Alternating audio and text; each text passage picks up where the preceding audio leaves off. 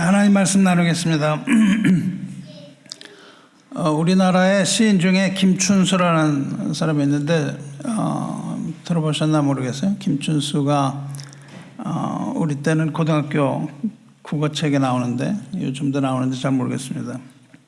김춘수의 대표적인 시 중에 제목이 꽃이라는 시가 있습니다. 꽃이 있는데 김춘수의 꽃은 현대시를 대표하는 작품입니다. 이거는 그냥 단순히 꽃을 노래하는, 꽃의 아름다움 이런 걸 노래하는 것이 아니라 꽃이라는 시는 인간 존재의 의미 그리고 인간 관계의 본질을 탐구한 철학적인 시입니다.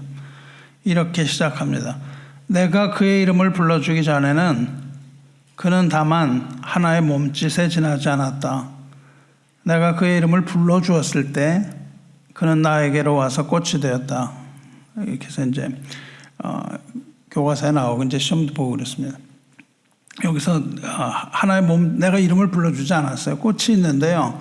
내가 꽃의 이름을 불러주기 전까지는 꽃이 아니라는 겁니다. 여기서 몸짓이라는 거는 아직 의미가 부여되지 않은 어떤 존재예요. 그냥 존재만 하는데 무슨 존재인지 알 수 없다는 겁니다.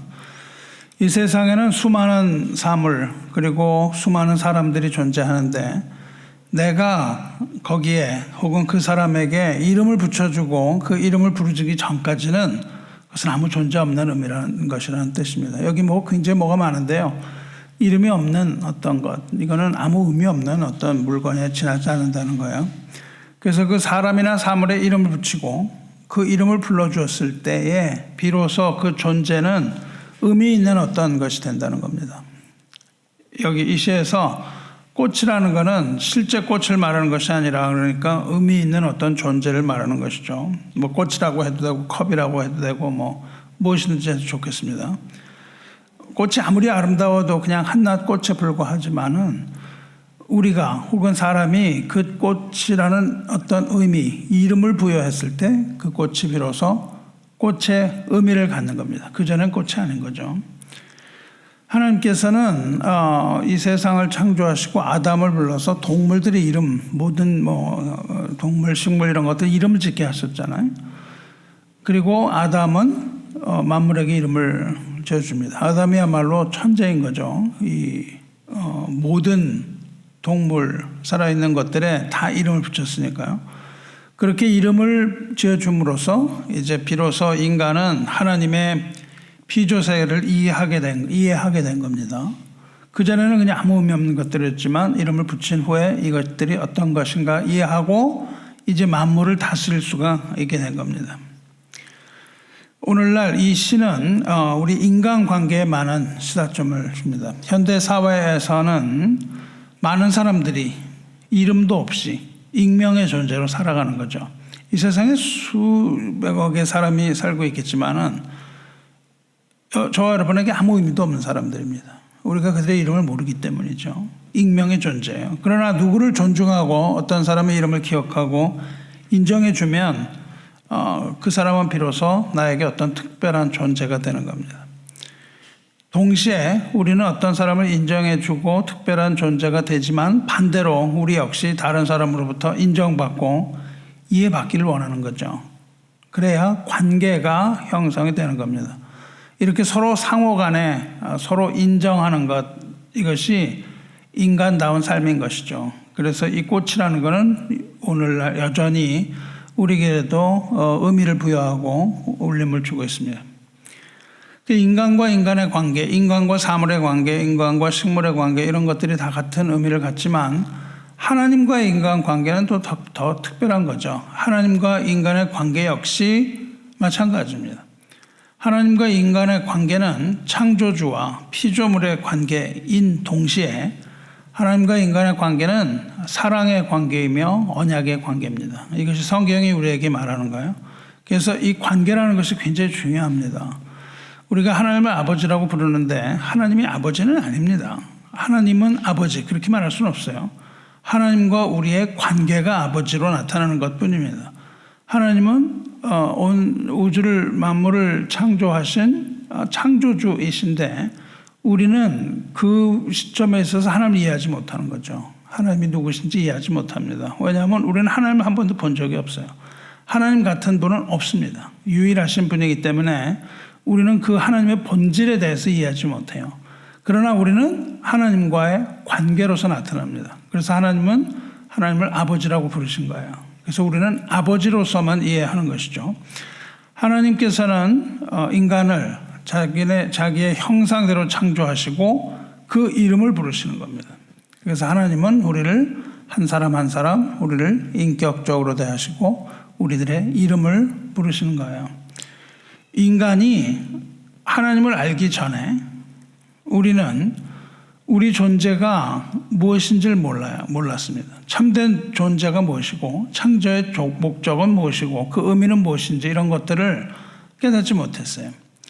그러나 하나님께서 우리 이름을 부르실 때 우리가 그 이름에 응답을 할 때 우리는 비로소 우리가 누군지 알게 되는 겁니다. 우리의 정체성은 하나님 부르심에 따라 결정이 나는 거예요. 그리고 그때에 우리의 삶은 어떤 것이며 우리가 왜 이 세상에 태어났으며 이런 것들을 알게 되는 것이죠. 그래서 우리 인간의 가치는 우리가 만들어내는 게 아닙니다. 우리가 우리에게 가치를 부여할 수 없고 우리가 스스로 만들어내는 것이 아니라 하나님과의 관계, 이 살아있는 하나님과의 관계 속에서 인간의 가치가 딱 주어지는 거예요. 그래서 어떤 사람은 하나님과의 관계가 있는 가치고 어떤 사람은 관계가 없는 그런 가치로 전락하는 거죠. 하나님께서 먼저 인간을 사랑하시고 부르셨어요. 인간이 하나님을 사랑한 게 아니라 하나님이 먼저 인간을 사랑하시고 부르셨습니다. 그리고 인간은 그 사랑과 믿음에 순종으로 응답하는 거예요. 여러분이 예배를 드리시지만은 여러분이 예배를 드리는 것이 아니라 하나님께서 여러분을 예배로 부르셨기 때문에 여러분이 예배에 나와서 하나님의 부르심에 대한 응답을 하는 것, 그것이 예배입니다. 그러니까 우리가 먼저 하나님 앞에 나갈 수는 없는 겁니다. 하나님이 우리를 부르셔야만 우리는 거기에 나가서 하나님의 계시에 반응하는 것, 그게 예배입니다. 그리고 그렇게 응답함으로써 하나님의 창조의 본래 목적을 이루어가는 거예요. 하나님의 창조의 본래 목적은 예배를 위한 것이죠. 하나님이 우리를 구원하신 이유는 우리로 하여금 예배드리게 하기 위한 거예요. 그래서 이것이 하나님께서 우리를 부르시는 그 과정입니다. 우리가 이름 없이 살아가지 못하는 거예요. 여러분이 이름 없이 살아갈 것 같으세요? 못 살아갑니다. 우리에게 반드시 필요한 게 이름이에요. 그래서 여러분이 이름을 지을 때는 장명가한테 가서 짓는 게 아니라 좀 부르기 쉬운 걸로 해야 돼요. 제 옛날 동료 중에 컴퓨터를 하던 사람이 있는데 이 사람이 이 세상에서 유일한 이름을 만든다고 그래가지고 컴퓨터를 돌려갖고 랜덤 넘버를 만들어가지고 랜덤 넘버의 조합으로 글자가 한 20자 이상 되는 이런 이름을 지어가지고 이게 내 아들의 이름이다 이런 거예요. 그 얘기를 듣고 그거를 부르는 사람 하나도 없습니다. 이름을 불러주지 않는다는 게 얼마나 끔찍한 건지 모르는 거예요. 누군가 우리 이름을 불러준다는 것은 굉장히 중요한 것이고 정말 우리에게 없어서는 안 되는 그런 겁니다. 성경도 그런 거예요. 성경이 기록된 이 고대 히브리 문화, 이 문화에서 이름이라는 건 아주 특별한 겁니다. 히브리어로 이름을 셴이라고 부릅니다. 셴. 근데 이 셴이라는 이 이름은 그냥 어떤 우리를 부르기 위한 편의상 있는 라벨 같은 게 아니고 그 이름이라는 것은 성경에서 이름이라는 건 그 사람의 성품, 그 사람이 누구인가 하는 그 정체성을 이야기하는 것이고 나아가서 그의 존재 전체를 이름으로 대변하는 거예요. 그러니까 우리에게 누구, 야곱, 이삭, 아브라함 이렇게 얘기하면 그냥 하나의 이름으로 불러지는 이름이 아니고 그의 인생 전체를 나타내는 이름이다 그 말이에요. 그렇기 때문에 하나님께서는 우리를 부르시는데 하나님이 우리의 이름을 부르시는 이 사건, 이게 성경에 나옵니다. 하나님이 인간의 이름을 부르세요. 그래서 이 하나님께서 인간의 이름을 부르시는 건 아주 엄숙한 장면인 겁니다. 그래서 우리는 하나님께서 이름을 부르실 때는 집중해야 돼요. 우리 어린아이들이 뛰어놀 때 이렇게 얘기를 하다가 주의를 주고 싶다거나 이럴 때는 어떻게 해요? 누구 이렇게 이름을 부른단 말이죠. 그렇게 이름을 부를 때는 집중해야 되는 겁니다. 하나님께서 성경을 읽다가 하나님께서 누구 이름 이렇게 부르시면 우리는 집중해서 성경을 봐야 되는 거죠. 하나님께서 어떤 말씀을 하시는 걸 봐야 되는 거예요. 그런데 성경을 볼 때 이 창조주이신 하나님께서 인간의 이름을 부르시는데 한 번 부르는 게 아니라 2번 연거푸 부르시는 게 나와요. 성경에 2번을 부르십니다. 성경뿐만 아니라 동서고금의 문학에서도 이름을 2번 부르는 장면은 특별한 겁니다. 이름을 2번 부름으로써 어떤 그리움을 표현한다든지 친근함을 표현한다든지 이럴 때 이름을 2번 부르거든요. 2번의 이름을 부릅니다. 또 어떨 때는 아주 절대적인 집중을 요구할 때 그러는 거예요. 철수야 철수야 이렇게 2번 부른단 말이죠. 한 번 부르는 게 아니라 2번 연거푸 부르는 것은 굉장히 중요합니다. 그래서 어떤 소설이나 뭐 이런 그 문학을 작품을 볼 때 이렇게 거부할 수 없는 집중을 요구할 때 사용하는 장치가 그 이름을 2번 부르는 거죠. 이야기가 이렇게 흘러가는데 이름을 2번 딱 부르면 그 이야기가 흐름이 딱 멈추는 거예요.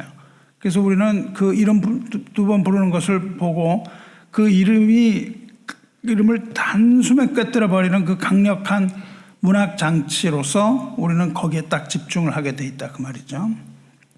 성경 전체에서 하나님께서 사람의 이름을 2번 부르셨는데 성경을 쫙 다 읽어보면 하나님께서 사람의 이름을 2번 부르시는 장면이 나오는데 성경에 딱 7번 나옵니다. 딱 7번은 등장을 해요.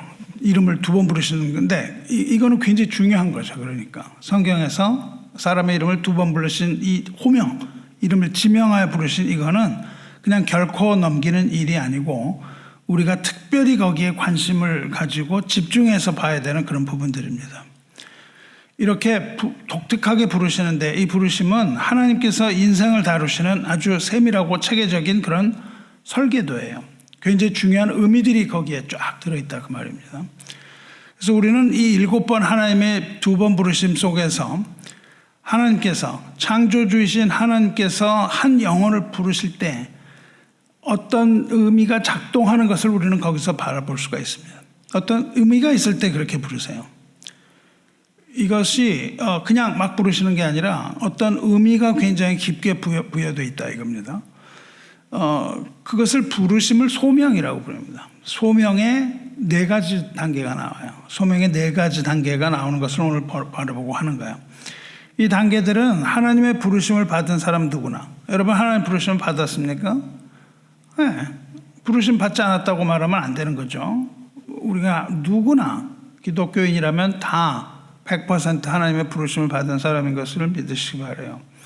이렇게 하나님을 부르심을 받은 우리가 반드시 통과해야 되는 이 여정, 이것이 2번 부르신 이름입니다. 하나님께서 사람의 이름을 처음 2번 부르신 것은 오늘 읽은 출애굽기에서 나오는 것이죠. 모세가 가시나무 떨기 사이에서 하나님을 처음 만나던 곳에서 이것을 우리가 접합니다. 모세야 모세야. 이게 모세야 모세야 이렇게 하면 약간 우리말로는 감정이 안 오는데 영어로 보거나 이럴 때는 Moses 그렇게 부르십니다. 그래서 만화 영화의 Prince of Egypt 보면 그걸 들을 때는 거긴 감정이 확 와요. Moses 이렇게 부르시는데 우리말로는 모세야 모세야 이게 무슨 철수야 하는 것 같은 그런 느낌이 자꾸 있어갖고 조금 감정이 전달이 덜 되긴 하는데 Moses 이렇게 2번 부르십니다. 저는 이 장면을 대할 때마다 우리는 전율하지 않을 수 없어요. 전능하신 하나님께서 하찮은 인간의 이름을 그토록 다정하게 그것도 2번씩이나 부르신다는 것은 우리가 굉장히 집중해서 좀 잘 봐야 됩니다. 오늘 주님께서 이렇게 모세의 이름을 2번이나 부르셨던 것처럼 하나님께서는 오늘 이 시간도 우리의 이름을 부르시는 겁니다.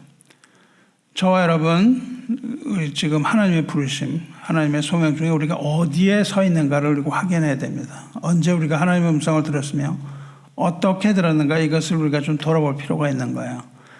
하나님의 이 세밀한 부르심, 이름을 부르심을 추적하면서 저 여러분의 이 영적인 실존, 존재, 우리의 존재가 무엇인가 이거를 엄밀하게 진단을 하고 그 생명책에 기록된 영원한 안전, 이걸 확증하는 축복된 시간이 되시기를 축원합니다.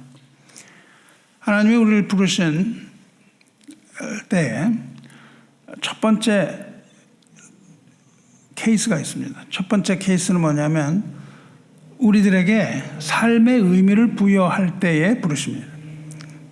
하나님이 우리를 부르실 때 거치는 이 첫 번째 단계, 우리를 부르시는 건 뭐냐면 무감각하게 잠들고 죽어있는 영혼을 깨우시는 거예요. 죽은 영혼을 깨우실 때에 하나님께서 우리를 부르세요. 우리가 살아있지만 우리에게 존재의 의미가 없다면 살아있는 게 아닙니다. 우리가 왜 존재하는가? 이게 없다면 우리는 살아있는 게 아니죠. 그러니까 우리는 무엇을 위해 살아가는가? 어떻게 살아가는가? 이걸 알지 못한다면 죽은 존재예요. 왜 살아가야 하는가? 우리는 어디로 가는가? 이런 것들을 알지 못하고 세상 사람들은 살아갈 수 있겠지만 그렇다면 아무 의미 없는 무명의 삶을 살다가 가는 것에 불과한 것이죠. 이렇게 존재를 잃어버린 인간에게 너는 누구인가? 라는 것을 알려주시는 거예요. 그때 이름을 두 번 부르십니다. 인간은 아담이 타락한 후에 인간은 하나님을 찾지 않게 됐습니다. 하나님을 찾지 않기 때문에 영적으로 어둠 속을 살아가는 그런 존재였어요. 영적인 맹인이었습니다. 다시 말하면은 타락한 인간은 존재 가치가 없다는 거예요. 이 어떤 종이 존재 가치가 없는 것처럼 타락한 인간은 존재 가치가 전혀 없는 죄인이라는 뜻입니다. 이 우주에서 먼지 하나만도 못하다는 거예요. 이 먼지 하나만도 못한 이 인간이 자기 힘과 자기 열정으로 인생을 개척할 수 있다고 자꾸 생각을 해요. 우리가 뭘 할 수 있다고 자꾸 생각을 합니다. 그러나 우리가 할 수 있는 그 힘의 단계는 너무나 미약한 거죠. 우리 인간이 할 수 있는 게 무슨 화성도 간다고 하고 별의별 거 다 한다고 하는 그런 위대성도 한쪽에서 보면 있지만은 그러나 인간이 할 수 있는 건 아주 미약합니다. 우주에서 보면 아주 미약한 존재에 불과해요. 그럼에도 불구하고 하나님께서는 우리들에게 이러한 평안을 주시고 여기서 살아가는 의미를 부여하시는 겁니다. 그게 하나님의 이름 부르심이에요.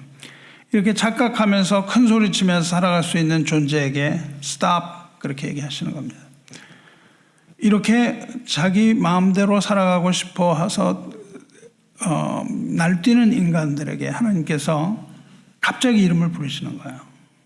이름을 부르시는 하나님의 음성이 있습니다. 그 첫 번째 경우가 뭐냐면은 다메섹으로 가는 사울의 경우예요. 다메섹으로 향하던 사울이 바로 그런 경우입니다. 사울은 스스로 굉장히 의로웠어요. 그래서 뭐든지 할 수 있다고 생각을 했습니다. 더구나 하나님을 위해서 가장 열정적으로 일을 했습니다. 뭐든 열심히 해서 사울을 따라가는 사람이 없었죠. 바울을 따라가는 사람이 없습니다. 그런데 사실은 사울은 하나님의 교회를 박해하고 예수 그리스도의 교회를 파괴하고 그리스도를 박해하는 그 아주 무지막지한 삶을 살고 있었던 것이죠. 영적으로 아주 무지막지한 삶을 살고 있었는데 자기가 누구인지 모르는 거예요. 자기가 하는 일이 굉장히 의롭다고 생각하면서 내가 어떤 삶을 살고 있는지를 몰랐던 겁니다.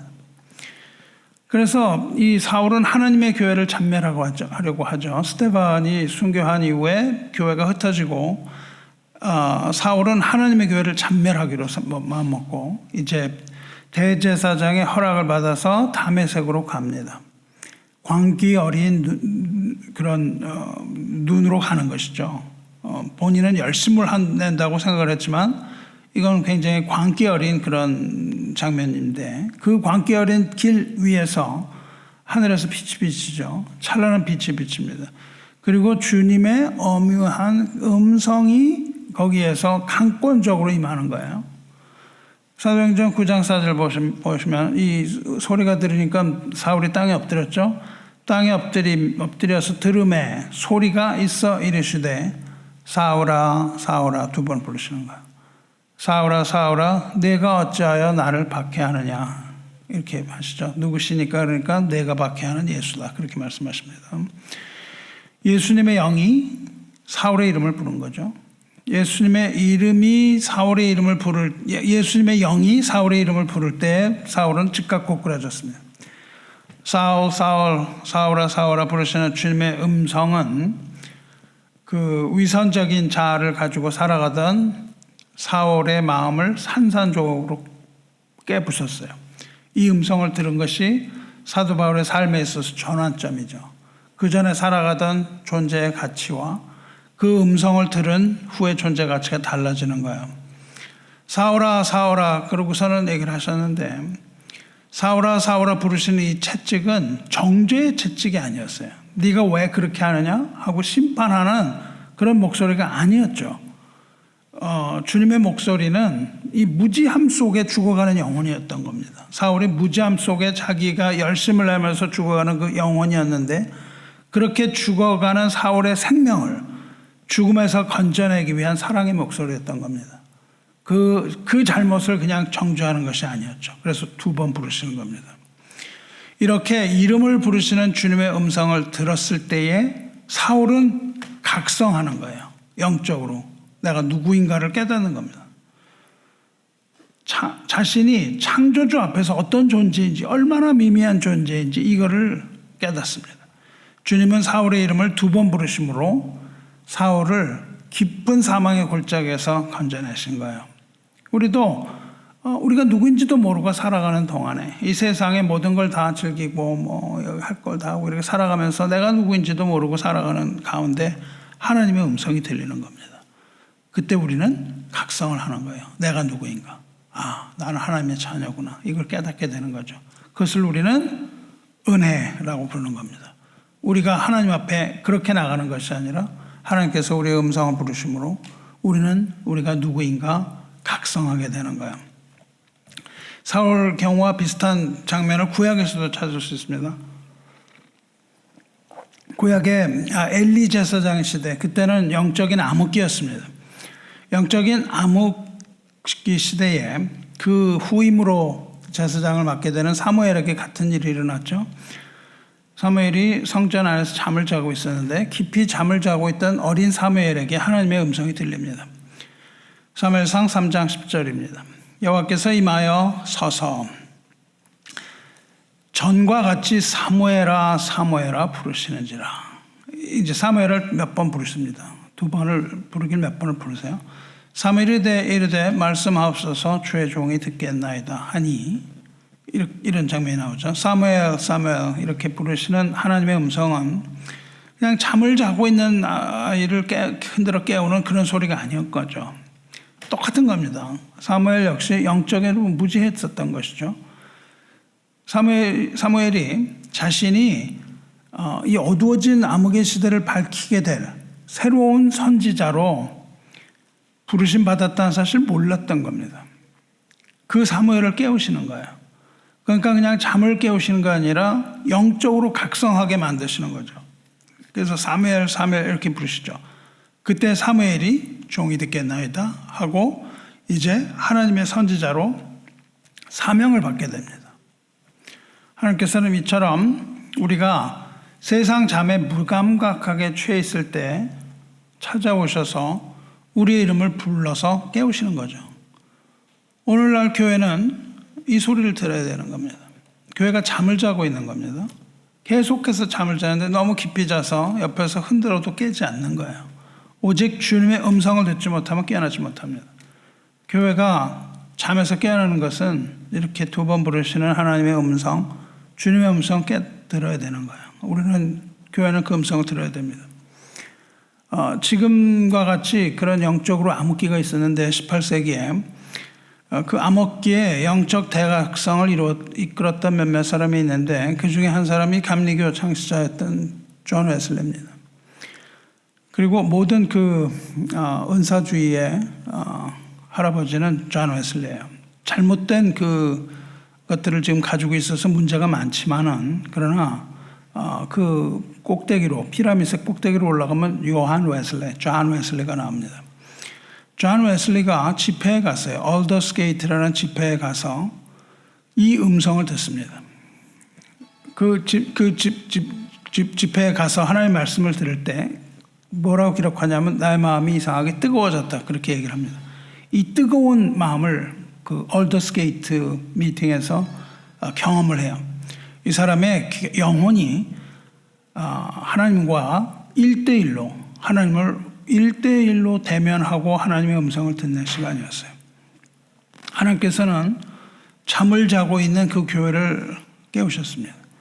하나님께서 그 잠을 자고 있는 교회를 깨우기 위하여 먼저 잠을 자고 있는 요한 웨슬리, 존 웨슬리의 이름을 두 번 부르시는 겁니다. 하나님의 이름을 부르셔서 웨슬리가 먼저 깨어나고 그리고 그때 영적 대각성이 일어나는 거예요. 그래서 이 영적 대각성을 우리말로는 각성이라고 부릅니다. 깨닫는 거예요. 영어로는 awakening이라고 부릅니다. 깨어나는 거예요. The Great Awakening. 이렇게 깨어나는 것, 영적 대각성.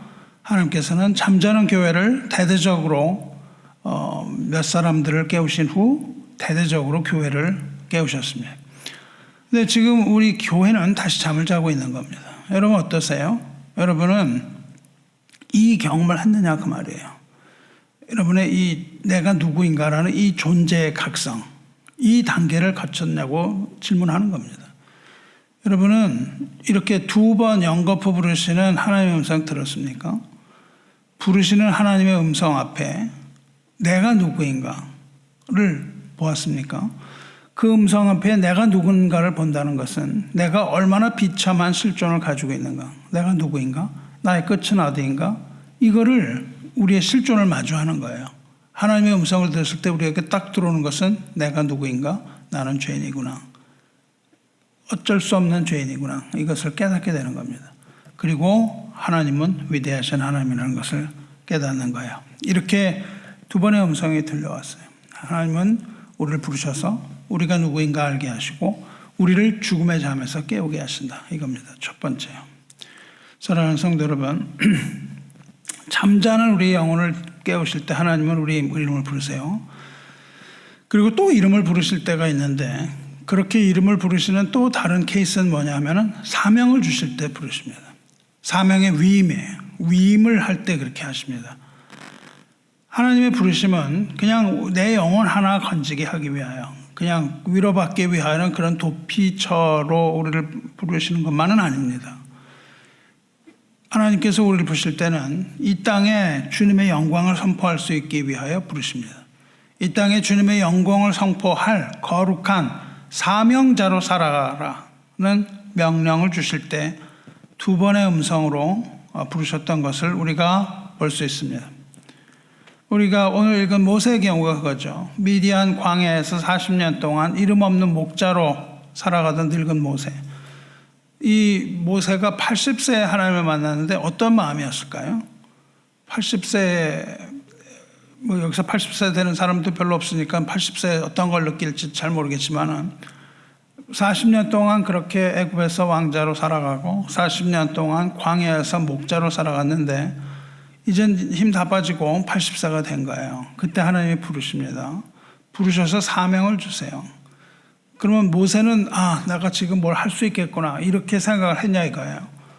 전혀 그렇지 않고 이제 나는 다 끝났고 이제 나의 인생을 접을 때가 됐다 이렇게 생각하지 않았겠습니까? 그때 하나님이 부르신단 말이죠. 모세는 계속 실패했어요. 우리가 볼 때 모세가 굉장히 위대하고 생각하지만은 계속 실패합니다. 그리고 계속 상처를 받고 나중에는 그냥 아무것도 아닌 자가 돼버리는 것이죠. 완전히 무기력한 인생을 살아가는 그 끝자락인 겁니다. 그게 40년 거기서 양을 치면서 살아가는 그걸 한번 상상을 해봐야 된단 말이죠. 그렇게 무기력하고 스스로 쓸모 있다고 생각을 했겠어요? 쓸모없이 내 인생은 다 끝났다고 스스로 쓸모없는 인생이라고 여겼을 그때에 호렙산 가시떨기 나무 불꽃 가운데서 하나님이 나타나서 하나님 모세를 부르십니다. 오늘 읽은 본문이죠. 여호와께서 그가 보려고 돌이켜 오는 것을 보신지라 하나님이 떨기나무 가운데서 그를 불러 이르시되 모세야 모세야 하시매 그가 이르되 내가 여기 있나이다. 하나님이 이르시되 이리로 가까이 오지 말라. 내가 선 곳은 거룩한 땅이니 내 발에서 신을 벗으라. 이렇게 말씀하십니다. 불꽃 속에서 모세야 모세야 부르시는 하나님의 부르심은 이 늙은 모세, 이 가슴을 흔드는 거죠. 이 늙은 목자의 가슴 흔드셨습니다. 주님은 그에게 네 발에서 신을 벗으라 명령을 하셨어요. 이 근동지방에 신을 벗는다는 건 특별한 의미가 있습니다. 신을 벗는다는 것은 내 삶의 주인이 내가 아니라는 거예요. 내 삶의 주권과 소유권을 다 내려놓는 걸 말합니다. 완전한 종이 되는 거예요. 그 주인의 종이 되겠다는 복종의 선언입니다. 그게 신을 벗는 거예요.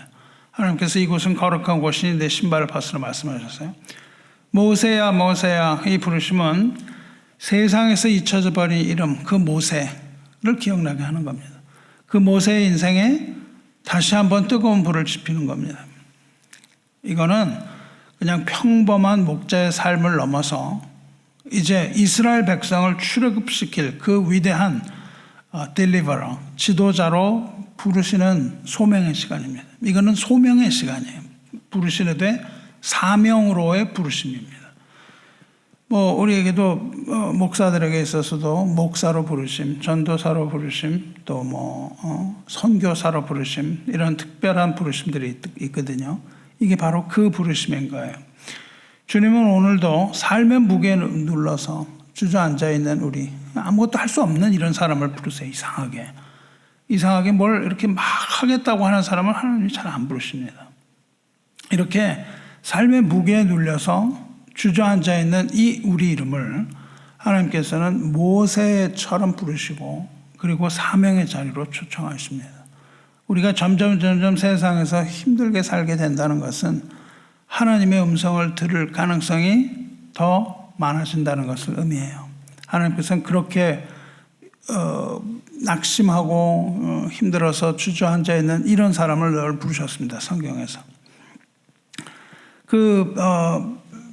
장로교에서는 이제 그 종교개혁가 중에 존 캘빈, 그러니까 캘빈을 이제 그 신학을 많이 따라갑니다. 근데 존 캘빈의 일화가 우리에게 이 소명이 얼마나 무거운 것인가 하는 걸 보여줘요. 캘빈은 그냥 학자로 살아가고 싶었어요. 학문에만 전념하고 싶어가지고 이제 은둔 생활로 접어들고자 합니다. 다 실망을 많이 한 거예요. 은둔하려고 하는데 기욤 팔렐이라는 사람이 나타납니다. 기욤 팔렐이 나타나서 청천벽력 같은 소리를 해요. 나와서 목회를 하라고 얘기를 합니다. 그러면서 뭐라고 그러냐면 당신 만약에 하나님의 이 부르심을 거절한다면 하나님의 저주가 당신에게 임할 겁니다. 이렇게 얘기를 해요. 너 나오지 않으면 재미없어, 그 말이죠. 하나님의 저주가 임할 겁니다. 이렇게 얘기를 해요. 근데 이 캘빈이 그걸 하나님의 음성이 천둥 같은 하나님의 음성으로 듣습니다. 주님의 음성을 대언하는 것처럼 이 소명을 촉구하는 이 불꽃 같은 이 커다란 이 목소리에 캘빈이 무릎을 꿇고 제네바의 개혁자로 평생 헌신합니다. 그래서 그 개혁이 일어나는 거예요. 그리고 개혁에 대한 모든 신학적인 어떤 뒷받침 이런 것들을 이제 보여주게 됐습니다. 저 여러분은 어떠냐고 질문하는 겁니다. 저는 지금 여러분 발에서 신발을 신고 있습니까? 아니면 신을 벗었습니까? 이거 물어봐야 되는 거예요. 우리가 신을 벗고 있는가? 여전히 신고 있는가? 신고 있다는 것은 여전히 우리의 인생의 주도권을 내가 쥐고 있다는 겁니다. 인생의 주도권을 내가 쥐었는데 방황을 하는 거예요. 내가 할 거라고 딱 쥐었는데 내 인생을 내가 쥐었는데 이게 순탄치가 않은 겁니다. 여러분이 한번 쥐어보세요. 순탄치가 않아요. 내가 내 뜻대로 하고자 하는데 뜻대로 할 수 없습니다. 방황하는 거예요. 아니면 우리가 우리의 이름을 지명하여 부르시는 이 하나님의 음성을 듣는다면 지체하지 말고 내가 듣겠나이다 하고 지체하지 말고 하나님 앞에 나와야 되는 겁니다. 하나님께서 우리를 사명으로 부르시는데 거기에 대하여 거부하면 굉장히 곤란해져요. 이것이 나를 부르시는 음성, 나의 사명을 나에게 주시는 음성, 그것이 큰 걸 수도 있고 작은 걸 수도 있습니다. 근데 여러분의 어떤 사명을 부르시는 음성을 여러분이 들었을 때는 거기에 금방 이렇게 답을 하셔야 되는 거예요. 하나님은 우리의 존재가 누구인가 부르셨고 또한 우리를 어떠한 사명으로 부르셨습니다. 하나님께서 우리의 이름을 부르시는 또 다른 경우가 있습니다. 또 다른 경우는 뭐냐면은 우리가 하나님께 순종하는지 아니하는지 시험하실 때 이름을 부르십니다. 2번 이름을 부르셨어요. 시험을 하되 시험하여 심판을 하기 위한 것이 아니라 심판하여 그 믿음을 인정받게 하기 위하여 2번 부르십니다. 이렇게 사명을 부여받았다면요. 여러분이 사명을 부여받았다면 그냥 가게 하는 법이 없습니다. 하나님은 그냥 가게 하시는 법이 전혀 없어요. 사명을 받으면 아주 뼈아픈 시험을 받아요. 전적인 순종의 시험 단계를 통과해야 됩니다. 하나님은 우리가 입술로만 하는 그런 고백을 원치 않으세요. 에스겔 선지자 같은 경우는 하나님이 부르십니다. 부르셔서 말씀을 전하라고 그래 놓고는 벙어리가 되게 해요. 입이 딱 천장에 붙습니다. 말도 못해요. 목사로 부르시고 설교하지 못하게 하는 거예요. 그거 굉장히 많습니다. 그냥 설교도 못하고 그럼 무슨 목사가 되겠습니까? 이런 사명을 그렇게 부르시거든요. 왜 그렇게 부르시냐 하면은 우리 삶에서 가장 소중하게 내가 붙들고 있는 것, 그 우상을 우리 마음에서 제거하게 하기 위하여요. 우리가 계속 소명을 받고 사명을 받았어도 우리는 붙들고 있는 게 있는 거예요. 이게 놓지 못하는 게 있습니다. 계속 놓지 못해요. 세상의 삶이 얼마나 우리를 붙들고 있는지 우리가 하나님을 부르심에 순종하여 걸어간다고 하면서도 이걸 붙잡고 가는 거예요. 이걸 놓게 하시는 겁니다. 언제 그러셨어요? 믿음의 조상인 그 아브라함에게 있어서 그렇게 부르셨습니다. 믿음의 조상 아브라함에 있어서 우상은 뭡니까? 그 아들 이삭이 우상이었던 것이죠. 아브라함에게 생애 최고의 시험이 찾아옵니다. 아브라함이 우상일 수밖에 없는 것은 100세에 얻은 아들이거든요. 100세에 얻은 유일한 독자였거든요. 이 이삭인데 이 이삭을 모리아산에 바치라는 번제로 바치라는 이 청천벽력 같은 명령이 떨어져요. 그러고 아브라함은 그것에 순종하죠. 아브라함은 아들 이삭을 데리고 가는데 그 마음이 어땠겠어요? 아들 나무를 지어갖고 가는데 그 마음 속에 이게 그냥 우리가 성경 읽을 때 마음대로 그냥 큰 믿음을 갖고 한 것 같은데 그렇지 않은 거죠. 굉장히 그 마음은 괴로운 겁니다. 우리 그 한국의 손양호 목사가 아들 둘을 잃었잖아요. 그 6.25 때 공산당이 와서 아들 둘을 총으로 쏴 죽였다고요. 근데 그 총으로 쏴 죽인 사람을 양아들 삼았잖아요. 그러니까 이거 그런 사람이 다 있어? 밉지도 않나? 막 이렇게 생각을 합니다. 근데 그 증언에 따르면 두 아들이 죽었을 때 그날 밤에 교회에 가서 그 죽은 아들들의 옷을 붙잡고 통곡을 합니다. 그러니까 그 마음이 어떻겠어요? 그거는 그 죽은 아들을 볼 때 얼마나 마음이 그렇겠습니까? 그러니까 마음대로 우리가 믿음이 크다고 뭘 하는 그런 건 아닌 거예요. 그 마음 가운데 고통이 있는 것이죠. 아브라함도 깊은 갈등을 하고 고통을 받으면서 모리아산에 올랐겠죠. 그리고 칼을 들어서 아들을 내려치려는 그 일촉즉발의 순간에 하늘로부터 음성이 들리는 것이죠. 여호와의 사자가 하늘로부터 그를 불러 이르시되 아브라함아 아브라함아 이렇게 2번 부르십니다. 하시는지라 아브라함이 이르되 내가 여기 있나이다. 전부 이렇게 얘기를 하죠. 이삭이라는 이 내면의 우상을 완전히 제단에 올리라는 완벽한 자아 부인을 요구하시는 겁니다. 사명을 받은 자는 자기 부인이 없으면 할 수가 없는 거예요. 나의 의로움이 살아있는 한은 사명자로 삶을 살 수가 없습니다. 아브라함아 아브라함아 이렇게 이 호명을 하시는 겁니다. 이것은 하나님의 외침이었던 것이죠. 주님은 사실은 그 아브라함이 순종할 것을 알고 계시는 겁니다. 아브라함이 보여줄 이 절대 순종의 무게를 하나님이 이미 아신 거죠. 그러나 하나님이 왜 그걸 하라 그러셨냐 하면은 그 아브라함의 믿음을 확증해 주시는 음성입니다. 아브라함의 이 믿음이 통과돼야 되거든요. 근데 그냥 말로만 통과되는 게 아니라 실제로 아브라함의 믿음이 확증되고 그것이 통과를 해야 도장을 찍어주는 것이죠. 여호와 이레의 고백을 하는 겁니다.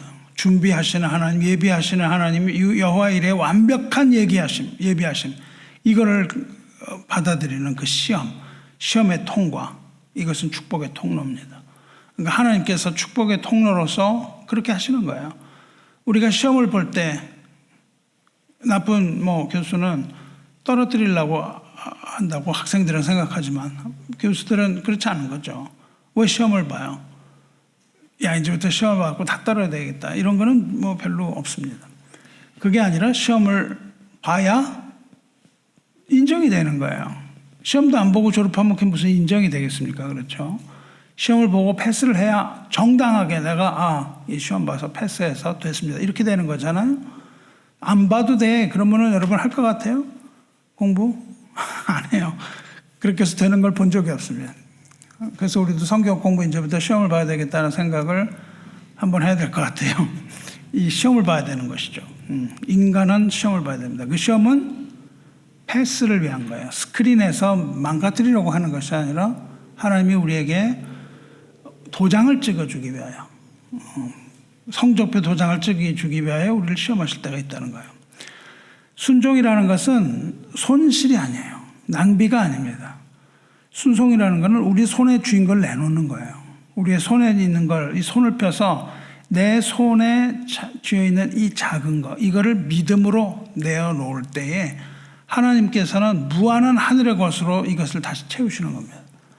하나님이 우리가 기도를 할 때요, 하나님 주세요, 맨날 주세요 기도를 하잖아요. 근데 하나님이 안 주고 내놓으라 그러세요. 내놔라. 왜 그래요? 하늘의 것을 채우시기 위하여 우리의 속을 비워야 되거든요. 그래서 우리가 가진 더러운 것을 비우게 하시고, 그리고 깨끗한 것으로, 하늘의 것으로 채워지는 거죠. 이게 지금 말은 쉬운데 실제로는 굉장히 어렵습니다. 이거는 굉장히 어려운 것이죠. 이 단계는 어렵습니다. 이거 패스하기가 쉬운 게 아니에요. 우리의 가장 뼈아픈 희생을 통과해야 됩니다. 내가 이런 어떤 희생을 통과해야만 이게 패스되는 것이죠.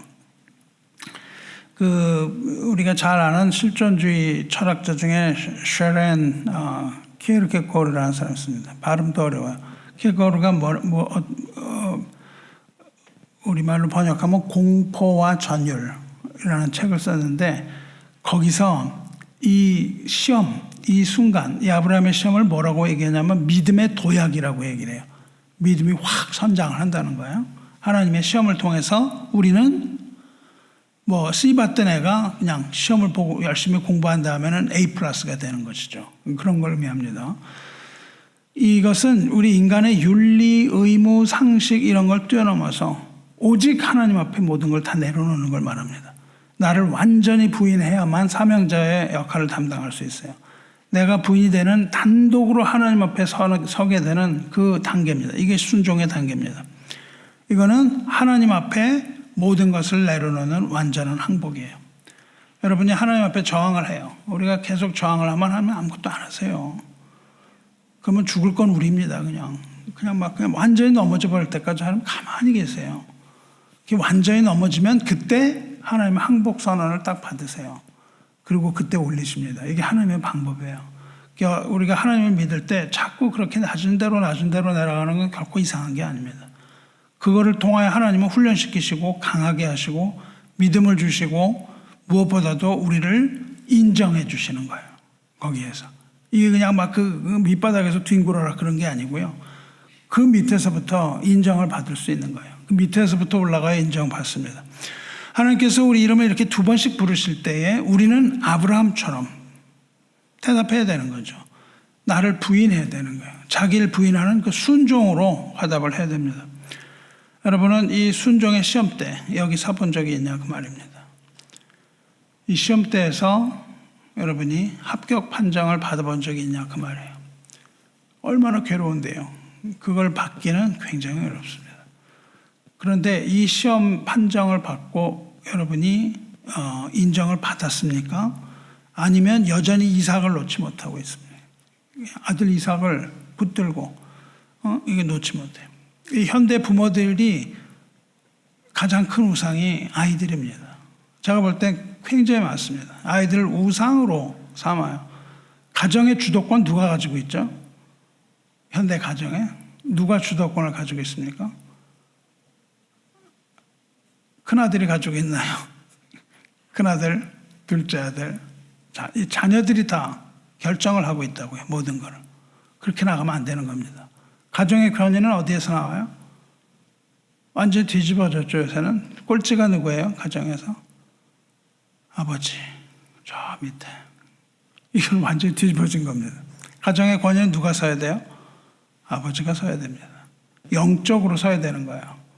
그래서 아내는 남편에게 순종해야 되는 거예요. 남편은 아내에게 어떻게 하라고 그러셨죠? 아내를 사랑하라고 그러셨어요. 어떻게? 예수께서 교회를 사랑하신 것처럼. 뭐예요? 남편 죽어라 그거예요. 그래서 이게 영적인 권위거든요. 근데 요즘 완전히 뒤집어져서 아이들이 그냥 막 해도 어른들이 아무것도 안 하는 이런 가정을 가져서는 안 되는 겁니다. 이삭을 품에 품고 있으면 안 되는 거예요. 이삭을 품에 품지 않고 이삭을 던져야 되는 겁니다. 땅에 내동댕이 칠 수 있어야 돼요. 하나님 앞에서 내 이 아이들을 땅에 내가 내동댕이 칩니다 하는 마음을 가질 수가 있어야 그 아이가 살아나는 겁니다. 그렇지 않으면 아이가 살질 못해요. 아이가 살지 못합니다. 우리가 이삭을 계속 붙들고 안절부절하고 있지 않은지 우리 삶의 여정을 돌아봐야 할 것입니다. 네 번째 경우가 있습니다. 네 번째, 어떨 때 네 번째 부르실까요? 네 번째 하나님이 부르시는데, 네 번째 하나님이 부르시는 것은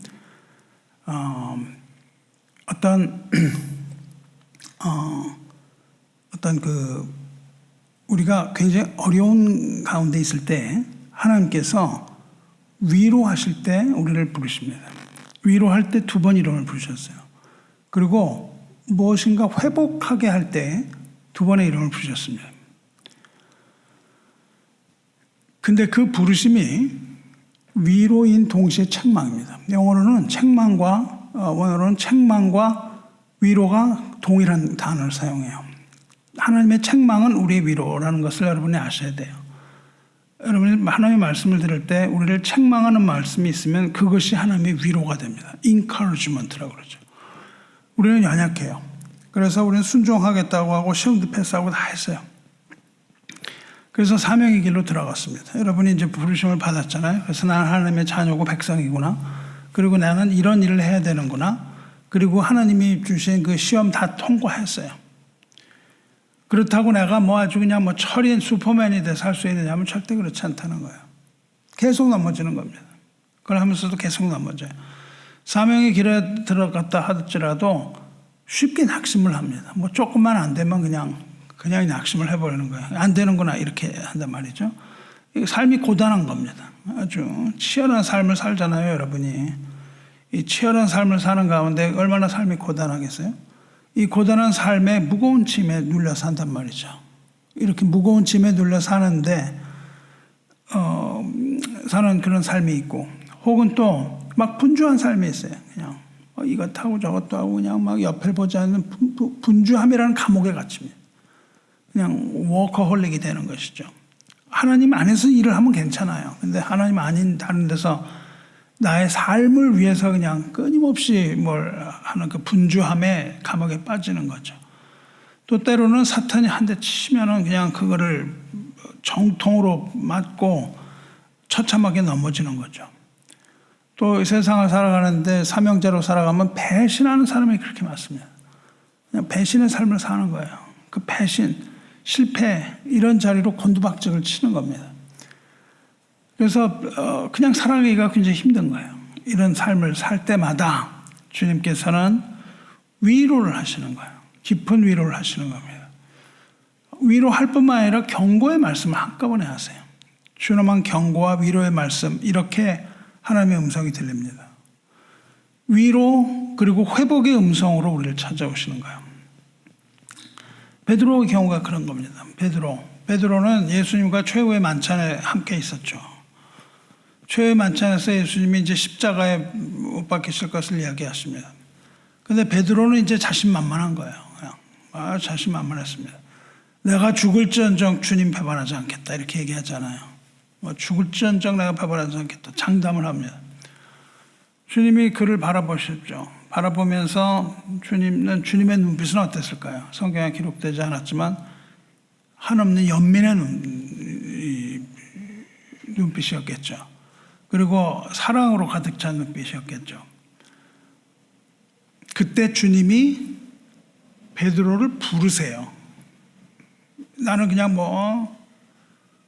자기 의로움이 가득한 거야. 나는 그냥 죽을지언정 내가 주님을 따라가겠습니다. 막 이럴 때 주님이 부르시는데 옛 이름을 부르세요. 옛 이름으로 부르시는 것은 네가 지금 말하는 거 실패할 거다, 이걸 암시하시는 겁니다. 뭐라고 그러십니까? 나는 그렇게 자신만만하게 얘기를 하니까 뭐라고 그러시냐면 시몬아 시몬아 부르신다고요. 이제 베드로라고 그 전에 막 얘기하셨잖아요. 너는 베드로라, 반석 위에 나의 교회를 세우겠다, 막 이러셨잖아요. 근데 그냥 자기가 의로움으로 막 그냥 큰 거 할 것처럼 나를 치니까 뭐라고 하세요? 시몬아 시몬아. 딱 그냥 얘기 볼 때마다 저는 우습지가 정말 주님의 이 인간 관계에서 다루심, 이거는 정말 보통이 아닙니다. 시몬아 시몬아 그러면서 뭐라고 하냐면, 보라, 사탄이 너희를 밀가부르듯 하려고 요구하였으나 그러나 내가 너를 위하여 내 믿음이 떨어지지 않기를 기도하였나니 너는 돌이킨 후에 내 형제를 굳게 하라, 이렇게 얘기를 하세요. 지금 이건 뭐냐면 이 사탄이 막 그냥 이 베드로를 시험하는 거였다는 거죠. 베드로를 시험하니까 뭐가 확 튀어나왔어요. 자기의 의로움이 확 튀어나왔다고요. 시험을 딱 받으니까 의로움이 튀어나와서 내가 할 수 있다, 이렇게 된 겁니다. 주님이 십자가에 달린다는 것까지도 그건 무슨 그런 말씀을 하세요. 나는 주님을 보좌하여 내가 모든 것을 다 이룰 겁니다, 이런 식으로 한 겁니다. 주님은 베드로의 실패를 미리 알고 계셨다는 거예요. 그래서 그의 믿음이 완전히 떨어지지 않기를 위해서 이미 보이지 않는 곳에서 그를 위하여 눈물로 중보기도 하셨다는 것을 이야기해 주시는 거예요. 이때 시몬아 시몬아 두 번 부르십니다. 시몬아 시몬아 하는 그 세밀한 음성은 사탄의 밀가부르듯 하는 그 시험 속에서 베드로를 건져내서 다시 형제를 굳게 세우는 교회의 지도자로서 부르시기 위한 이 위대한 사도로서 회복시키는 사랑의 밧줄, 완전히 떨어지지 않게 하는 그 사랑의 밧줄이었던 겁니다. 그렇게 베드로는 이제 주님을 배신하죠. 그래서 닭 우는 소리를 듣습니다. 닭 3번 우는 소리를 듣고 밖에 나가서 통곡하더라, 회개하잖아요. 그리고 주님은 부활하세요. 이제 베드로가 거기 가서 무덤도 보고 하고 이제 주님을 만나죠. 부활하신 주님이 그의 이름을 3번 부르십니다. 3번 이름을 부르세요. 뭐라고 딱 부르시냐면, 요한의 아들 시몬아, 내가 나를 사랑하느냐? 요한의 아들 시몬아, 내가 나를 사랑하느냐? 물어보시니까 그러하나이다. 내가 주님을 사랑하는 줄 주께서 아시나이다. 내 양을 먹이라. 요한의 아들 시몬아, 내가 나를 사랑하느냐?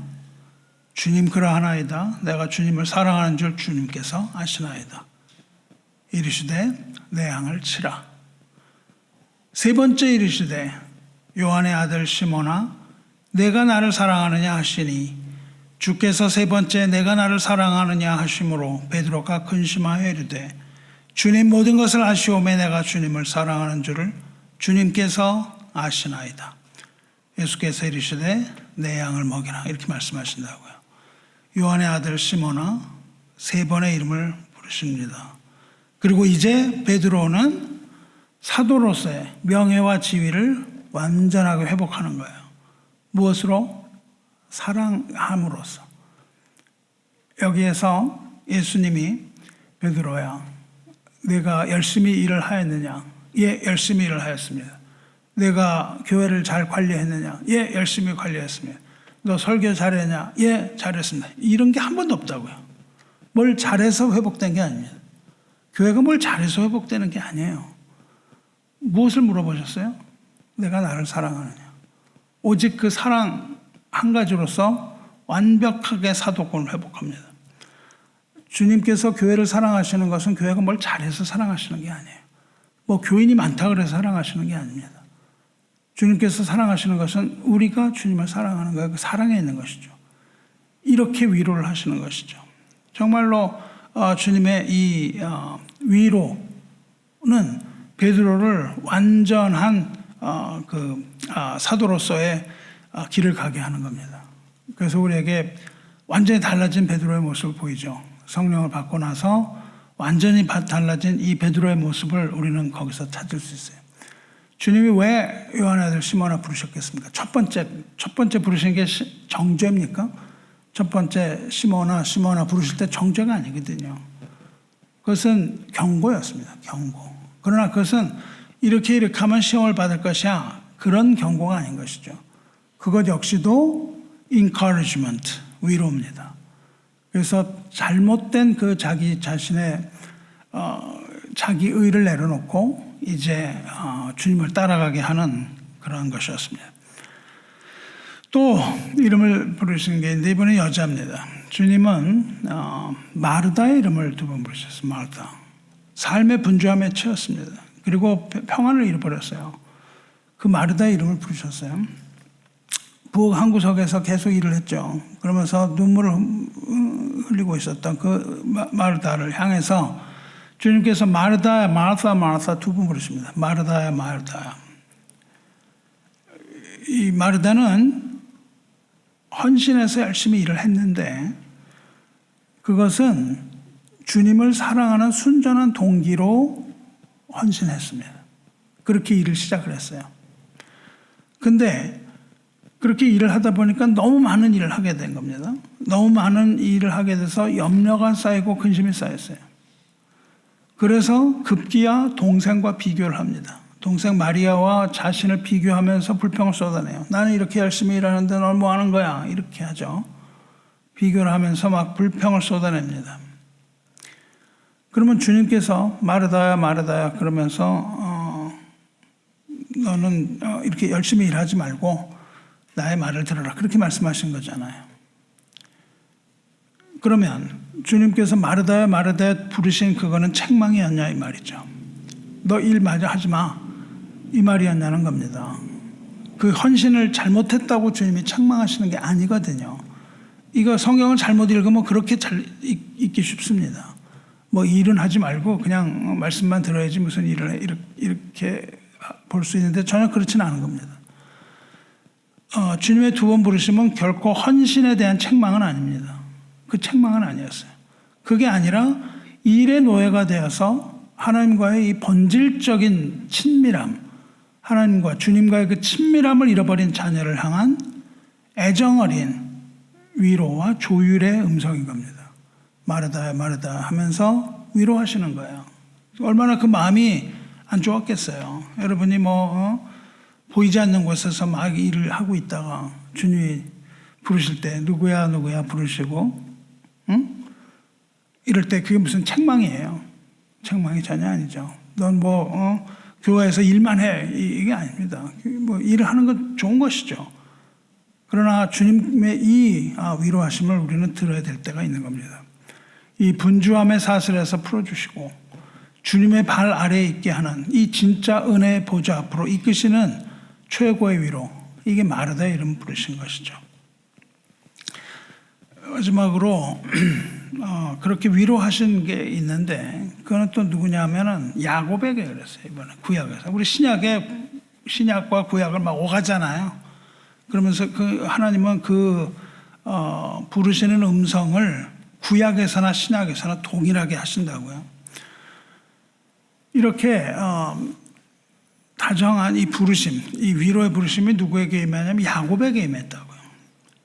야곱은 아주 나이 들었었죠. 노년의 야곱이 인생 최대의 두려움을 당한 거예요. 인생 최고의 두려움의 갈림길에 섰습니다. 하나는 기쁨이었어요. 죽은 줄 알았던 아들 요셉이 살아있다라는 기쁜 소식을 딱 들었는데 이제 자기가 살고 있던 그 정든 언약의 땅을 떠나서 무서운 애굽 땅으로, 이방의 애굽 땅으로 이주해야 되는 이 기로에 선 거예요. 우리는 뭐 그냥 성경 읽으니까 굉장히 간단하게 생각을 하겠지만 이건 엄청난 두려움입니다. 특히 나이가 그렇게 많이 들어서 막 옮긴다는 게 쉬운 게 아니거든요. 이방 땅으로 이렇게 이주하는 이 길은 무섭고 두려운 그 공포의 길이었습니다. 그래서 가다가 부알세바라는 곳에 이르러서 염려와 불안 속에 아주 떱니다. 두려움 속에서 떠는 이 늙은 야곱에게 하나님은 깊은 밤중에 환상 가운데에 야곱을 직접 찾아오십니다. 그래서 그 깊은 정적 브엘세바에 있는 야곱에게 야곱의 이름을 부르시는 거예요. 야곱아, 야곱아. 이렇게 이름을 2번 부르셨습니다. 그러면서 애굽으로 내려가기를 결코 두려워하지 말라. 그렇게 말씀하세요. 두려워하지 말라. 내가 너와 함께 가겠고 너를 다시 인도하여 올라올 것이다. 이렇게 완벽한 평안을 약속하신 겁니다. 이 밤에 2번의 음성이 들려요. 들리는 이 2번의 음성은 영적으로 깊은 고독에 빠진 이 야곱을 끝까지 놓지 않겠다는 언약입니다. 언약의 신실함의 결정판입니다. 그때 하나님은 야곱아, 야곱아 부르세요.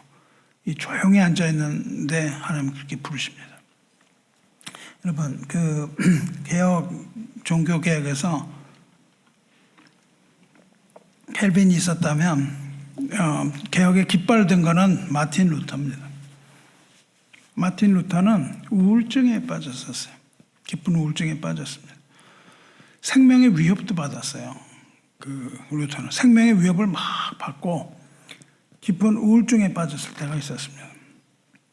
그래서 아무것도 안 한 거예요. 아무것도 안 하고 이제 그냥 우울한 상태로 있었는데 그때 아내가 카타리나 폰 보라라는 이름을 가진 아내가 우울증에 이렇게 빠져있는 남편 앞에 상복을 입고 나타나요. 상복을 딱 입고 남편 앞에 나타납니다. 루터가 깜짝 놀랍니다. 누가 죽었어요? 이렇게 얘기를 합니다. 그러니까는 아내가 뭐라 그러냐면 하나님이 돌아가신 것 같아서 상복을 입었습니다. 그래요. 그러니까 루터가 그것을 깨닫습니다. 하나님이 죽은 것처럼 하지 마라. 당신이 우울증에 빠졌다고 그래서 하나님이 죽은 것처럼 하지 마라. 그렇게 얘기를 하는 겁니다. 그렇게 얘기를 한 것을 듣고 루터가 깨닫는 겁니다. 그래서 그 아내의 뼈아픈 영적인 경고, 위로 이것 속에서 다시 주님의 음성을 들어요. 주님의 음성을 직면하고 다시 일어서서 개혁의 선봉에 설 수 있었습니다. 성도 여러분, 우리를 돌아봐야 되는 겁니다. 저 여러분은 지금 사탄이 밀 까부르는 것처럼 그런 속에서 우리가 무너져 있습니까? 그렇다면 우리는 우리를 위하여 기도하시는 이 주님의 음성을 들어야 되는 겁니다. 우리 인생의 이 분주함 가운데서 우리가 길을 잃어버린 건 아니냐고 물어봐야 돼요. 그 우울함 가운데 우리가 혹시 빠져갖고 하나님이 죽은 것처럼 뭐 그냥 세상이 무너져 내리는 것처럼 믿음도 없이 그렇게 살고 있지 않냐 그 말입니다. 혹은 또 우리가 애굽으로 돌아가야 하는 그런 두려움 가운데 있지 않냐 그거예요. 야, 내가 지금 이렇게 인생 밑바닥을 기고 있는데 애굽으로 가야 되지 않겠어? 거기에는 먹을 거가 있는데 얼마나 두려워요. 두렵습니다. 가는 게 쉬운 게 아니거든요. 두렵습니다. 내가 뭔가 지금 해봐야 되겠어. 이러면서 그걸 가는 것이 두렵죠. 애굽으로 돌아가야 되는 두려움도 있습니다. 이때 우리는 귀를 기울여야 되는 거예요. 귀를 기울여서 위로하시는 주님의 다정한 음성, 우리 이름을 계속 부르시는 이 주님의 세밀한 음성을 들으시기를 주님의 이름으로 축원합니다. 주 안에 사랑하는 성도 여러분, 성경 속에 이렇게 2번 부르심이 있는데 쭉 제가 얘기했잖아요. 7번 이름을 2번 부르시는 음성을 부르시는 이 음성이 결국은 성경에서 한 곳을 향하여 걸어가고 있어요. 이 7번의 부르심이 한 곳을 향하여 걸어가고 있습니다.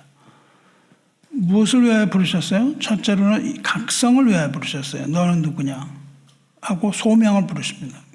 자녀로 백성으로 부르셨어요. 2번째로는 사명을 부여하기 위하여 이름 부르셨다고 그랬습니다. 3번째로는 순종과 시험, 인정하기 위하여 이름을 또 부르셨습니다. 마지막으로 위로할 때, 회복할 때 그렇게 우리 이름을 부르셨잖아요. 4번을. 네 케이스를. 근데 이 모든 부르심이 다 궁극적으로는 한 방향을 향하고 있습니다. 그 방향이 어디냐 하면 마지막 날입니다. 마지막 날 심판대에 설 때 이 모든 사람들이 다 하나님의 심판대 앞에 서요. 여기에 나온 여태까지 얘기한 모든 사람들이 다 하나님 앞에 주님의 심판대 앞에 섰습니다. 그때 그 주님의 심판대 앞에 펼쳐지게 될 한 권의 책으로 다 방향을 가지고 있는 거예요. 요한계시록을 보면 오늘 보시면 마지막 날에 하나님의 심판대가 쓰는데 이거는 전 우주적으로 쓰는데 그것을 뭐라 하냐면 흰 보좌 앞이라고 해서 이것을 백보좌라고 부릅니다. 백보좌 앞에 심판이 열릴 때 2 종류의 책이 펼쳐집니다. 또 내가 보니 죽은 자들이 큰 자나 작은 자나 그 보좌 앞에 서 있는데 책들이 펴 있고 또 다른 책이 펴졌으니 책들이 펴 있고 또 다른 책이 펴졌으니 또 다른 책은 생명책이라. 그러니까 한 권 생명책이 있고 나머지 많은 책이 있단 말이죠.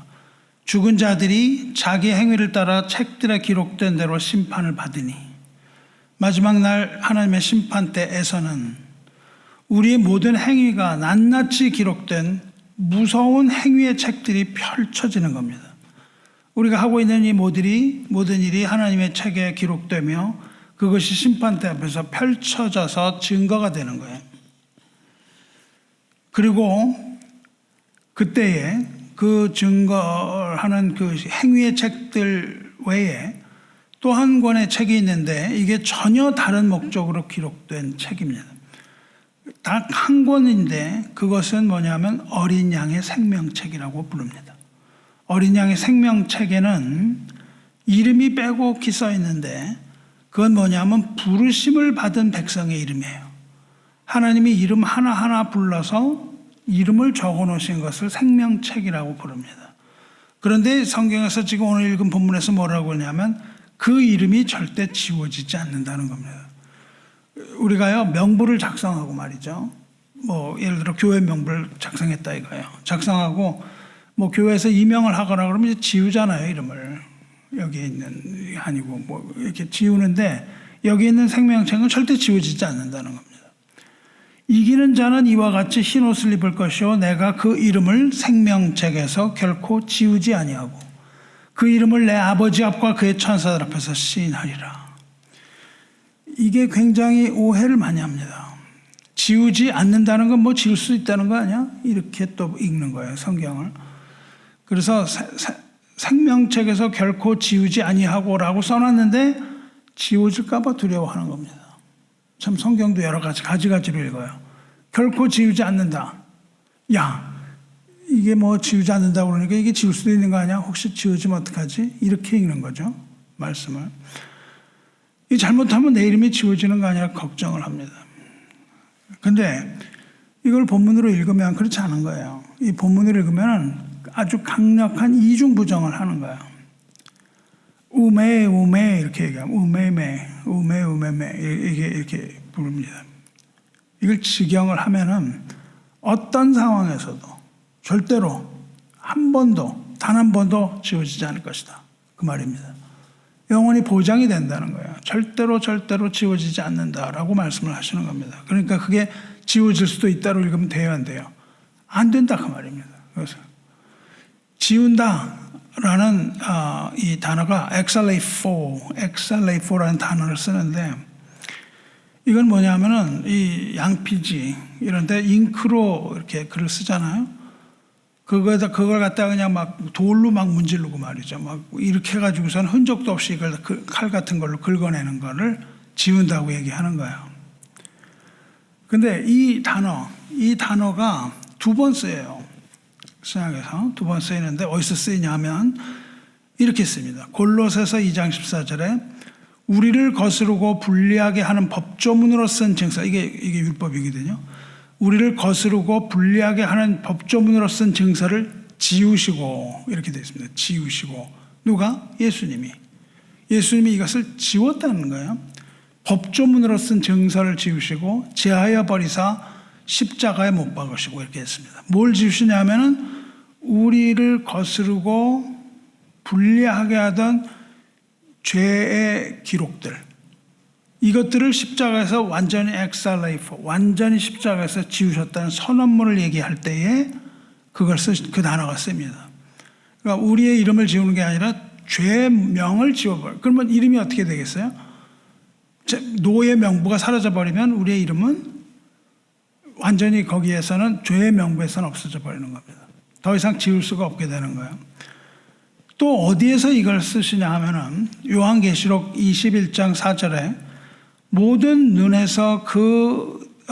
눈물을 그 눈에서 닦아주시니 다시는 사망이 없고 애통하는 것이나 곡하는 것이나 아픈 것이 다시 있지 아니하리니 처음 것들이 다 지나갔음이로라.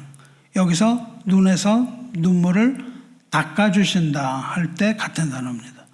그러니까 하나님이 우리에게 우리의 눈물을 지워주시는 거예요. 우리의 눈물을 지워주십니다. 그러니까 여기서 장차 우리 눈에서 모든 눈물을 닦아주실 것, 지워주실 것 약속할 때 두 번 쓰입니다. 이 두 가지가 다 우리 이름이 지워지지 않는다는 절대적인 확신을 우리에게 주는 거예요. 누구든지 부르심을 받고 구원을 받은 자, 즉 예수의 이름을 부르는 자, 즉 그리스도 안에 있는 자에게는 정죄함이 없습니다. 로마서가 말하는 겁니다. 그리스도 안에서 정죄함이 없어요. 그리스도의 밖에서의 정죄함입니다. 그러나 그리스도 안에서는 정죄함이 없습니다. 누가 우리를 그리스도의 사랑에서 끊으리요? 환난이나 공고나 박해나 기근이나 적신이나 위험이나 칼이라 얘기합니다. 어떤 피조물이라도 우리를 우리 주 그리스도 예수 안에 있는 하나님의 사랑에서 끊을 수 없으리라 말씀을 하시는 거예요. 우리를 끊을 수 있는 게 없습니다. 그리스도 안에 있는 자의 이름은 생명책에 기록이 되는 거예요. 누구의 이름? 그리스도 안에 있는 자의 이름은 생명책에 기록이 되고 그 이름은 거기서 지워지지 않는 거예요. 하나님이 그냥 이거 이름을 한번 적어볼까? 그리고 쓱 적었다가 그 다음에 야 이놈 뭐 하는 놈이야? 쓱 지우고 이런 일 없다는 겁니다. 하나님이 또 이건 실수였네? 이 사람 나 이거 구원하려고 안 그러는데 그냥 어쩌다가 여기 보니까는 기록이 됐네? 이러고 지우시는 거 없는 거예요. 하나님은 실수하지 않으십니다. 그리고 계획을 변경하지 않으세요. 하나님이 구원 계획을 했다가 변경을 하거나 하나님이 구원을 하려고 하다가 마음을 바꾸거나 이러면 우리가 어떻게 하나님 믿겠어요? 그렇죠? 믿을 수가 없습니다. 우리의 행위에 근거를 하는 구원을 확신이 있을 수가 없어요. 오늘은 내가 잘 살다가도 여러분 오늘 잘 살다가 내일 가면 두 얼굴을 가져요. 딴 얼굴을 막 저 사람이 이 사람이었나? 이러잖아요. 이 사람은 믿을 수가 없습니다. 그러나 하나님은 그렇지 않다는 거죠. 그래서 그리스도 안에 있는 자의 이름은 생명책에 기록이 될 뿐만 아니라 그 이름은 거기서 지워지지 않는다는 거예요. 우리를 사랑하시는 그리스도께서 왜 그러냐 하면 우리를 사랑하시는 그리스도께서 우리를 위하여 죽으셨기 때문이에요. 그리고 모든 죄를 다 도말하셨기 때문이에요. 죄를 지워버렸단 말입니다. 이사야 43장 25절에 곧 나는 나를 위하여 내 허물을 도말하는 자니 내 죄를 기억하지 아니하리라. 이렇게 말씀하셨단 말이죠. 도말이라는 것은 이렇게 지운다는 뜻입니다. 하나님께서 하나님의 이름을 위하여 우리의 죄를 지우셨단 말이에요. 뭘로 지우셨어요? 그리스도의 보혈의 피로 지우셨다 그 말입니다. 하지만 우리의 이름은 지워지지 않는 거죠. 우리의 이름은 지워지지 아니하고 하나님의 생명책에 영원하게 기록이 되는 거예요. 그것은 우리의 의로움 때문이 아니라 주님께서 십자가에서 흘리신 보혈 때문인 거죠. 그래서 우리는 그걸 믿을 수 있는 거예요. 그렇지 않으면 믿을 수 없습니다. 사랑하는 성도 여러분, 이제 우리가 이 세상의 분주함과 소음을 잠시 내려두고 나의 이름을 부르시는 주님의 세밀한 음성에 귀를 기울여야 됩니다. 세상 소리가 시끄러우면 들리지 않는 거예요. 지하철 속에서는 안 들린다니까요. 조용한 방으로 가셔야 됩니다. 골방에 가서 기도하시기 바라요. 골방에서 기도하다가 만일 내 이름을 부르시는 주님의 은혜를 체험하면 그 앞에 바로 엎드리시기 바라요. 그리고 대답해야 됩니다. 주님, 내가 여기 있습니다. 이렇게 대답을 해야 되는 거예요. 이게 믿음으로 화답하면서 여러분의 발에서 신발을 벗으시기를 축원합니다. 사랑하는 성도 여러분, 오늘 여러분 마음에 하나님보다 더 귀하게 여기는 이 마음의 우상, 이삭이 혹시 있습니까? 우리 손에 그냥 꽉 쥐고 놓지 못하는 그런 우상이 있습니까? 그때 주님이 우리 이름을 부르신다고요. 우리 이름을 부르십니다. 이름을 부르시는 주님의 음성이 들릴 때에 우리는 주님을 온전히 신뢰해야 돼요. 그리고 그 음성에 우리는 감사로 화답해야 됩니다. 온전한 제단 위에 이삭을 바치는 그 아브라함의 믿음, 이 전적인 순종으로 하나님 앞에 나가야 됩니다. 사랑하는 성도 여러분, 이름을 부르시는, 내 이름을 부르시는 주님의 위로 그리고 생명책의 확신을 누리시기를 축원합니다. 비록 우리 행위가 불완전하고 우리가 날마다 무너지고 좌절한다 할지라도 십자가의 보혈은 우리의 그 무서운 죄와 부끄러운 그 기록, 이것을 흔적도 없이 도말했습니다.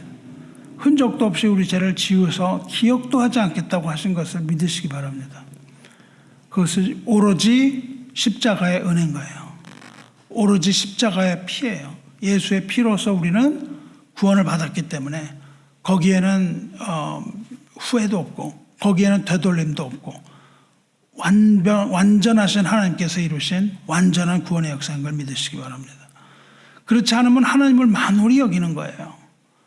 뭘 하나님을 그냥 실수나 하는 분으로 여기고 말이죠. 이러는 겁니다. 그렇게 말해서는 안 되는 것이죠.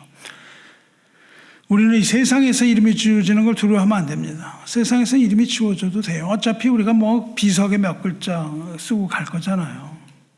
이 세상에 우리 이름이 어디 있어요? 호랑이는 가죽을 남기고 사람은 이름을 남긴다. 뭘 이름을 남겨요? 지저분한 이름만 자꾸 남길 뿐입니다. 그렇게 이름을 남기는 게 아니라 어디에 우리 이름이 남겨야 돼요? 하늘에 있는 생명책에 우리의 이름이 남아야 되는 거죠. 여기에 있는 무슨 주민등록증 이거 뭐가 필요해요? 우리는 하나님을 믿고 의지하며 주님의 이름을 찬양하고 담대함으로 확신하고 당당하게 저 여러분이 하나님의 자녀라는 이 믿음 안에 거하시기를 주님의 이름으로 축원합니다. 사랑하는 성도 여러분, 하나님은 한 사람 하나하나 우리 이름을 정확하게 알고 계세요. 그리고 우리 이름을 결코 잊지 않으십니다. 주님의 이 못 박힌 손바닥, 못 자국난 이 거룩한 손바닥 위에 이름을 새겨 놓으셨다고요. 손바닥에 새긴 사랑입니다. 주님은 피가 나도록 손바닥에 못으로 우리 이름을 새기셨다고요. 절대 안 지워집니다. 손바닥으로 긁었어요. 그래갖고 피가 났다고요. 그 피가 주님의 사랑의 손에 쓰여 있다고요. 이게 어떻게 지워지겠습니까? 이건 지울 수 없는, 절대 지울 수 없는 손바닥으로 새긴 사랑입니다. 오늘도 우리를 잠에서 깨워주시고 우리에게 사명을 주시고 우리를 위로하시고 우리와 함께하여 끝까지 지켜주시는 이 주님의 위대한 사랑, 우리는 이것을 찬양하며 사는 겁니다. 뭐 그것을 걱정하고 근심하고 막 이렇게 사는 게 아니라 우리는 주님 안에서 주님의 그 위대한 사랑 찬양하시기 바랍니다. 이와 같이 이름을 부르시는 주님의 사랑 안에서 날마다 여러분이 믿음으로 승리하는 복된 성도 되시기를 우리 주 예수 그리스도의 이름으로 축원합니다. 기도하겠습니다. 은혜와 자비가 풍성하신 하나님 아버지, 오늘 우리에게 이 시내산의 두려운 임재를 넘어서 십자가의 완전한 사랑으로 심판날에 우리가 누릴 담대함을 선포해 주시니 감사드립니다. 우리는 죄와 형벌의 두려움과 공포 안에서 평생 하나님 피해서 도망치던 그러한 비참한 사람들이었던 것 고백합니다. 우리가 누군지도 알지 못했습니다. 그러나 독생자 예수 그리스도께서 피 흘려서 대속하여 주심으로 우리의 모든 죄를 다 지우시고 우리를 언약의 자녀로 입양하여 주셨사오니 참으로 감사합니다. 이제 우리가 정죄와 불안의 노예가 아니라 구주 예수의 생명을 힘입어 아버지 보좌 앞에 담담히 나아가는 상속자의 아들의 참된 자유를 누리게 하여 주시옵소서. 간절히 바라옵기는 성령 하나님께서 주의 백성들을 날마다 진리 가운데 붙들어 주시기를 원합니다. 세상의 평판과 미래의 불안 이런 것들 헛된 공포 앞에 비굴하게 흔들리지 않게 하시고 우리의 믿음 지켜 주시옵소서. 오직 온 우주의 왕이신 하나님만을 기쁨으로 떨며 경외하는 거룩한 예배자의 마음을 우리 영혼에 새겨 주시옵소서. 우리의 어떠함나 개인의 열심에 우리 평안을 걸지 않게 하시고 우리를 먼저 사랑하셔서 자기 몸짓이신 복음의 능력만을 온전히 의지하게 해 주시옵소서. 그리하여 아무도 보지 않는 골방에서나 치열한 삶의 일터에서나 성령의 인도하심 가운데 주님의 살아계신 시선만을 의식하며 정직하게 살아가게 해 주시옵소서. 우리를 끝까지 이끄시고 보호하시고 영화롭게 하실 우리 주님의 신실하심만을 바라보게 하시며 마지막 날 장엄한 나팔 소리가 울려 퍼지는 그때에 기쁨으로 주를 맞이하는 주님의 거룩한 백성 되게 하여 주시옵소서. 우리 영혼의 주인이신 우리 주 예수 그리스도의 이름으로 기도드리옵나이다. 아멘.